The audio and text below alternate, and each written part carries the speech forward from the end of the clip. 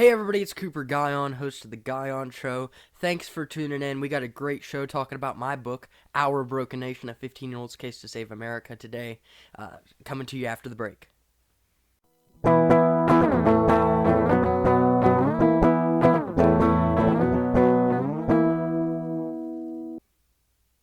Thanks for tuning in, everybody. We've got a great show here. Like I said, we're talking about my book, Our Broken Nation. I came out with this book in May of 2020, and a lot's changed since then, but I still hold to my values that I talk about in this book.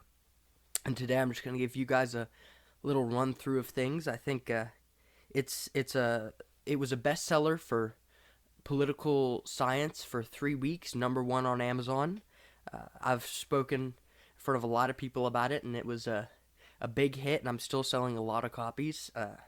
I've gotten my message out there, and that was the goal, because I've always had a lot to say, and I was like, I'm just going to start writing it down, and I did, and I came out with the book, and it really was a hit, and since then it's just been absolutely crazy, and I wanted to write a second book, but I just didn't have the time, so I decided I'm going to do a podcast so I can sit here, and it's like writing a book every week. I get to just talk to my audience about what I believe and what I have to say. So today I figured I'd just introduce myself, what I believe, what I stand for, and my book, Our Broken Nation, a 15-year-old's Case to Save America, available on Amazon for $7.99. So I'll just jump right into it. Or first, I'll start talking about me. I'm 16 years old. I live in Paulding County, Georgia.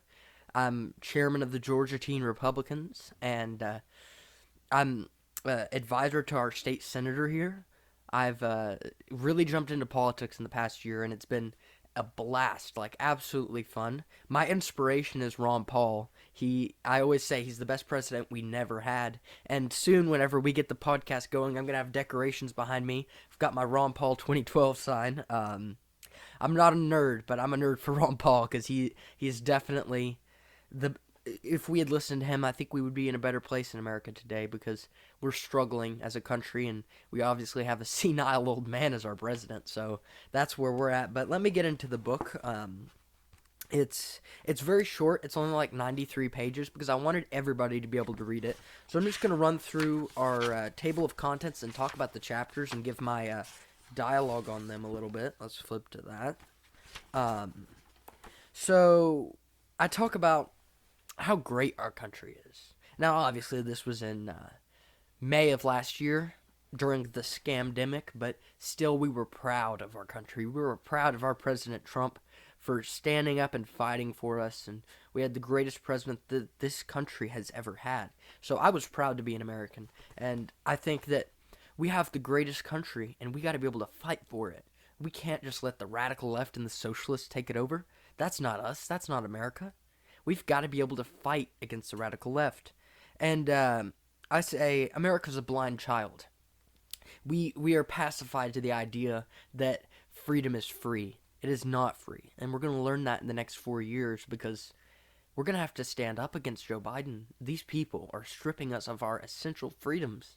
They want to censor us. In fact, they might even censor my podcast because I'm just speaking the truth. But to them, truth isn't truth. They have their own set of facts, and they come up with them, and they fact check us. And they do not let conservatives have a voice. They want to take our guns. They want to take our freedom away. So we're blind to the fact that freedom is not guaranteed in America. We've got to fight for it.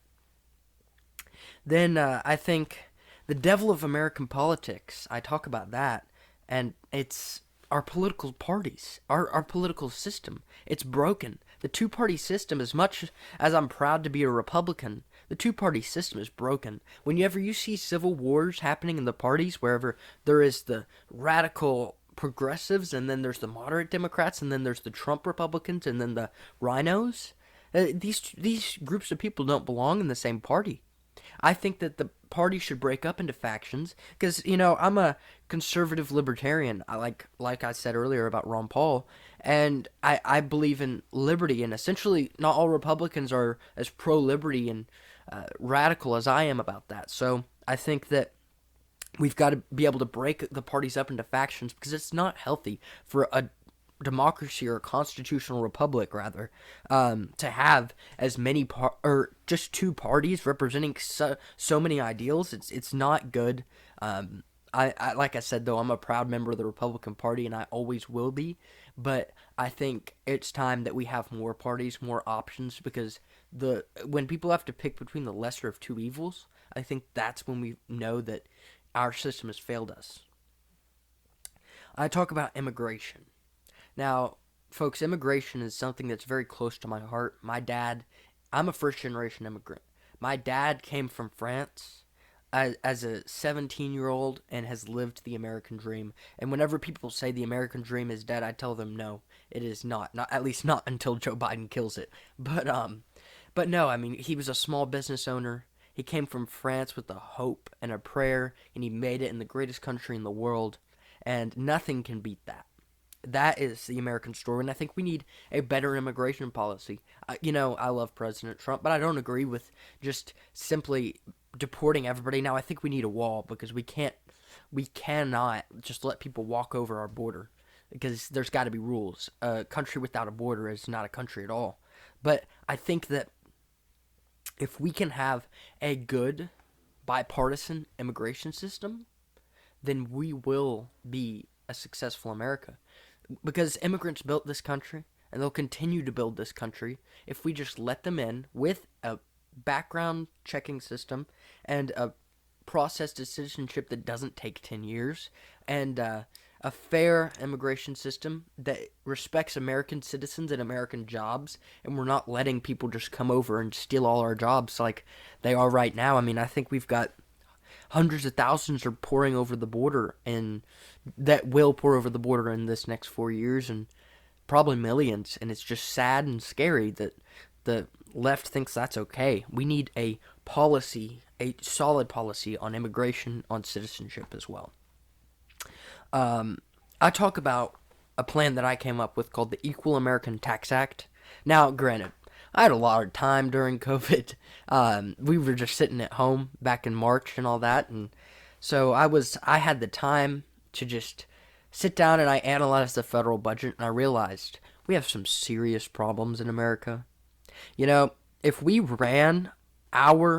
somebody ran a business like we run our federal government, they would be bankrupt, homeless, and living on the streets because the fiscal policies of our country have failed, and we have absolutely no clue how to balance a budget, how to run a budget, how to run a country. Because these people don't even know how to run a business. And that's why President Trump was so good, because he ran a business and he knew how to do that at a national level. But I came up with the tax act very similar to the fair tax. We're going to end the income tax, replace it with a 23% consumption tax, and like everything up and down the bill from property tax to all of that. And I think just one basic consumption tax is equal for all Americans because we already pay taxes on what we're buying. So instead of just stealing our income and the fruits of our labor, we can actually have a tax system that is fair to everybody, and you're all paying a flat tax rate on products that you're consuming. And I talk about ending a couple branches of our systems in our government. The education system has failed us. It's failed our children, and it's failed us for too long. I talk about the Department of Energy, Commerce, Interior, and Urban Housing Development. Those are the five. They're the 5 points of Ron Paul, and they make a fist, and it knocks out government corruption when you take all 5 of those out. Because we need to clean out our government. I know that sounds very radical to get rid of these, but you can order my book on Amazon, Our Broken Nation, 15-Year-Old's Case to Save America, and find out more about it. I'm not going to spoil all the details, but no, we got our Second Amendment. That's something that's very important to me. My family is gun owners. All of my family, not just my immediate family, we're all avid gun owners, and we love our Second Amendment. Especially here in the South. I live in Georgia, so we're big on that here, and we do not want anybody taking it away. I think we do need to keep guns out of the hands of some mentally unstable people, But if I want to be able to buy a semi-automatic assault rifle, then I should be able to buy that, given that I am a mentally stable individual, and it is my free will guaranteed by the Constitution to buy a firearm. On foreign policy, it's we've become weak in America. Foreign policy is so weak, whether you're Republican or Democrat. Jimmy Carter was the worst president we ever had, and probably the weakest as well. He sent our troops over, or no, he didn't. He was one of the only ones that didn't send us into battle, but he was just so weak on foreign policy that we had no plan to take care of our enemies, and they just ran us over, whether it was hostage crisis or anything. But then Ronald Reagan took the peace through strength policy, and he took care of the people over in the Middle East, and we got the hostages back that were taken under Jimmy Carter the day that Ronald Reagan got into office. So we need strong leadership, but then you've got failures like George Bush, who George Bush was a very bad president in my opinion. I think he was one of our worst because he sent us to Iraq. We should have never been in Iraq. I'm not an isolationist, but I believe if we don't need our troops overseas, we need to stay in our own business. We need to be worrying about America instead of involving ourselves in these pointless wars, and that are only for the gain of career politicians as they make money from these big companies that make weapons and stuff. So they benefit off of sending our troops overseas, and it's just so wrong. And we've got to be able to just bring the troops home and be a peaceful country like President Trump did. Everybody said, oh, he's going to go in there, he's going to fire nukes everywhere. No. President Trump was the first president since Carter to actually bring the troops home. It's peace through strength. And just last night, actually, Joe Biden had an airstrike on, I think it was in Syria, because he has no clue what he's doing. He just wants to send us back into war and bring our troops over because they make money off of it. And it's sad, and we need a peaceful America. An America that minds their own business and puts America first. We've been ripped off in trade deals for too long. We've put China first. We've put Mexico first. But President Trump changed that. And it's so sad that they cheated him out of this election because we were going to continue putting America first. But I'm confident that in 4 years, we will have a Republican in the White House that will put America first. And lastly, the one I want to talk about is the Federal Reserve. Now, I have a great disdain for the Federal Reserve, and if you don't know what that is, some of my viewers might not, let me enlighten you a little bit. The Federal Reserve is basically the national bank by the government that prints out our money, and we used to have something called gold standard you might be aware of, where there was a stamp on a dollar bill, and it gave value to our money. So you could go to a bank and turn in your money for gold, and money had actual value. So now they say we're going to do this $1.9 trillion COVID relief bill. That's nowhere close to the revenue that the government actually reels in to make for their federal budget. So where are they getting all this money? They're printing it. And it's a sham because this money doesn't exist. They're just printing endless money, and it's creating hyperinflation that is going to cripple our economy and hurt America to no extent. I mean, it's just absolutely horrifying that these people can just print money endlessly. So I propose that we end the Federal Reserve, end the Fed is the short term for it, and replace it with privatized banking systems and have a gold standard to stand behind our dollar. A modernized gold standard, because we cannot have money that has no value. The only thing that stops us from burning dollar bills and not anybody blinking an eye is the fact that it's a federal crime. Other than that, money has no value. It's just a stamp from the government.